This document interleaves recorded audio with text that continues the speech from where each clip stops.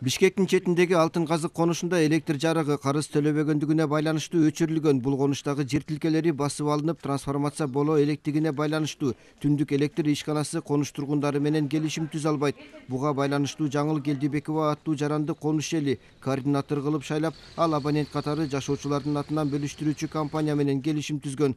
Аламбүдүн электр сатуу кызматы абонентке бир нече ирет карызы өсүп кеткенин, эгер төлөнбөсө өчүрүлөрү тууралуу эскертүү берилгенин билдирди. Быйыл жыл башынан бери жарыкка акча төлөнбөй 312 миң сом карыз топтолуп калган. 16 ноябрь күнү электр энергиясын берүү токтотулган. Натыйжада 17 ноябрда Алтын Казык конушунун жашоочулары электр энергиясынын өчүрүлүшүнө нааразы болуп, айланма жолду тосуп алышкан. Окуя болгон жерге Чүй облустук ички иштер башкармалыгынын кызматкерлери барып, конушка электр энергиясы берилген. Конуштун тургундары бир нече жыл мурда дагы жолду тосуп, нааразычылык менен чыгып, электр энергиясын коштуруп алышкан. 16-жылы дагы булар чубалгалардын баарын өздөрү акча чогултуп орнотушкан, трансформатор подстанцияны коюшкан. Коюп подключать эткиле дегенде Северлектро подключать этпей, документи жоктугуна байланыштуу болгондо 16-жылы дагы шайлоонун алдында булар шина өрттөп жолду жабышкан.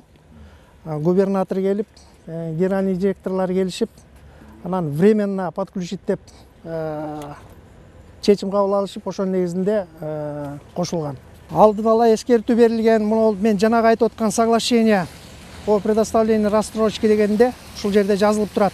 Мына срок 30-июлга чейин берилген болчу. Ушул жерде пункту бар. Если ушул соглашениянын пункттарын аткарбай турган болсо, без предупреждения өчүрүлөт деп жазылып турат ушул жерде. Андан сырткары биз ай сайын бул жерге дүмүрчөк кагаздарды беребиз. Ошол дүмүрчөк кагазда дагы төлөнбөгөн убакта эскертүүсүз өчүрүлөт деп жазылып турат.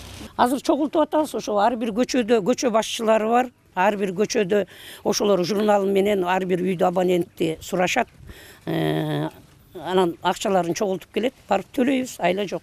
Пенияны болсо жанакы өкмөт айтып атат да, силер пения менен жумушуңар болбосун. 200 канча миң ушул экени биз өкмөт могуреки трансформаторга келген, жанакы головной счетчикке келген немеден потеря болот. Буну өкмөт өзү эмесинде кабыл алат дейт. Өздөрү төлөшөт экен.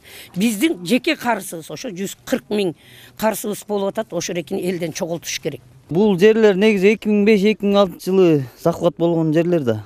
Анан кийин элдер ушинтип келип, анан могу новостройка пайда болуп атпайбы? Ал уже Аскар Акаевдин убагында болгон болуш керек булчу. 2008-тен бери биз ушул жерде турабыз. Ошол эжеге чогултулат да негизи акчачы, ал эже рейске барып төгөт да. Анан бул карыз кайдан пайда болду биз билбейбиз да, бизге айтпайт да. Жок, бизде документ жок болгондон кийин үйлөрдө документ жок да бизде. Баардыгында үйлөрдө документ жок ушул жердечи. Ал анткенге болбойт экен биз. Биз эмеге да өткөрөлү дедик, светтичи.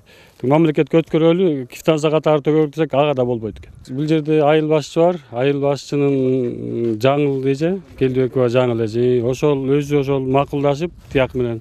Ошол аркылуу болот, аяк жагын биз билбейбиз. Биз только акча төлөгөндү билебиз бул жерденчи.